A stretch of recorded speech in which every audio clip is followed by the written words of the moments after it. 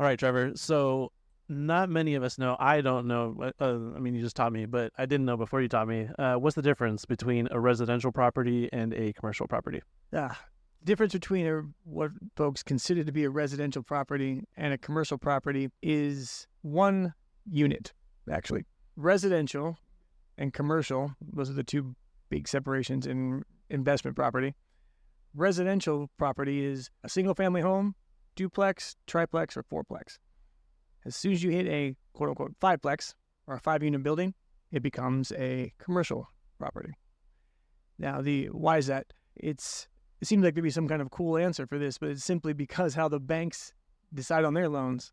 So if you go to a bank and ask for a residential loan, that would be like a Fannie or Freddie or FHA loan. First-time buyers program actually works for the purchase of up to a four-unit building, fourplex, as long as you're living on the property. So if you go to the bank and ask for a commercial loan, they're going to say, well, where's your apartment building, right? So it's going to be a 5-unit or above. A bank will not write a commercial loan for a 4-unit, and they will not write a FHA or first-time home buyers loan for a 5-unit or above. What does that mean? First, it means, and this is how I learned, I found a smoking deal on a fourplex in San Pedro that I wanted to syndicate years ago. And that was before I knew that you can't really syndicate 4-unit buildings because it's a residential loan. And that means if any of the investors you had would have to, every single one, qualify individually for the purchase. So you couldn't, and so it'd be as if you and I were going to buy a fourplex together, you'd have to be able to pay for the entire loan yourself and float it based on your qualification, as so would I. Whereas in syndications and commercial loans, 5 units and above, the banks look at the strength of the property, what the rent roll is, what the rents are, the potential business plan, as well as the strength of the managing member who's putting the syndication together. But the managing member doesn't have to be what's called recourse. Not all the time, meaning the managing member doesn't have to personally guarantee the loan. For all residential loans, again, 4 units and below, must be personally guaranteed. Not to say that lending now doesn't have those kinds of stipulations, but when lending was easier in the before time, post-COVID, you could get non-recourse loans on 5, 6, 7-unit buildings without putting everything on the line. Now, if you're going to be buying and playing in the market, you have to sign pretty much your life away as a personal guarantee. Does that mean you shouldn't buy real estate? No, it does not. When's a good day to buy real estate? Today. It's just how you buy it. So one more piece to that. Inside commercial, it has a further subdivisions of types of properties. So once you get to your commercial sector, there's then multifamily, which is apartment buildings. There's industrial, which is pretty much big box distribution centers, tilt-up construction, big squares where Amazon shipping distribution centers as such. Really hot market right now, actually. And then there is office space, which is think high-rise tower downtown. There's retail space, which is storefronts, different than office space. And then there's one more, which is medical space. Each one of these have different types of code classifications with the cities and different types of requirements for management.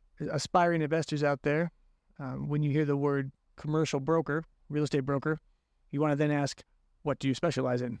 Because there's definitely, I have friends that specialize in industrial, multifamily, or office. And once the brokers get farther enough along in their careers, they generally pick a specialty, similar to a doctor. At Beachfront, we are heavy in the multifamily. That's multifamily market rate and affordable housing. Our secondary is what we would call the office retail space, industrial space. Medical is not our deal, and neither is short-term housing, which is kind of over here in the world of investment property. Hopefully that answers your question. I think that clarifies it for you. The short answer is 4 units and below, residential. 5 apartment units and above, commercial. Yeah, that's interesting, 'cause I just thought residential meant people sleeping in it, period. Most do, right? Most do, right? And each one of those has a different type of like insurance on it. Like an apartment building has a different type of insurance than a retail space, than an office space, than a medical space. Parking requirements are different and then you have different municipalities. Rules are different for every city. And then you go to state, same thing. Yeah. So you really want to check into the type of asset class you're investing in. And investors themselves, me included, tend to specialize as well because you get to know types of properties. And you can go even further into multifamily. I know investors that only invest in rent control properties. Why, I have absolutely no clue. I think they're either geniuses or straight insane. But they just buy rent control asset classes in multifamily. I have other clients that only buy storefront, office storefronts. All they buy and all they ever buy. They're afraid of multifamily because there's a lot of laws.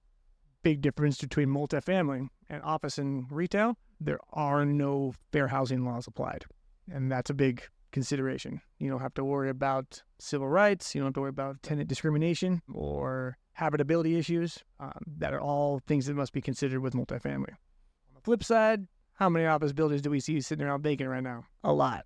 Multifamily is where the money is, in my opinion, if you have the right property management company and the right team in place to oversee it and maximize its ROI. You also said something about industrial space, and that's kind of like a booming market at the moment. Why? It is. What's going on? But here as we stand, post-pandemic sort of, in 2023, in the summer of 2023, office space and retail space were hit hard during COVID. It hasn't come back too much from that. It's still kind of reeling with that, especially retail. During COVID, industrial space became a real big item because, how much Amazon were you buying? Right. Right? Amazon was at my door at least 3 or 4 times a day. While my neighbors during lockdown, we were having a contest on how many packages a day we got and yelling at each other through masks. You're sick. We see you. That's number 5 for the last 5 hours. And so they need to have distribution space and channels. And you have places for the large shipments to come off the containers and for them to be divided up and put on the trucks. And there is not much of that space in Los Angeles. There's been a lot of repurposing, just no more land. So we had to go further and further out. So retail or industrial space has been trading for historic highs, if it does trade. Most of the time, folks are just sitting on them, and they're triple net leases, one big box, and the owners are in a good spot.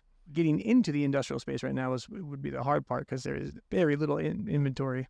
And if that is your bag, industrial ownership, or want to get into that, there's where you need to find the industrial brokerages or broker who has the off-market industrial spaces that aren't listed, no one knows about yet. And you need to work those relationships. Not an easy thing to do when you're first starting out. That is what would be required in order to find an actual, not killer deal, we're just talking about a plain vanilla good deal over a long amount of time for the industrial space. And that's all for today.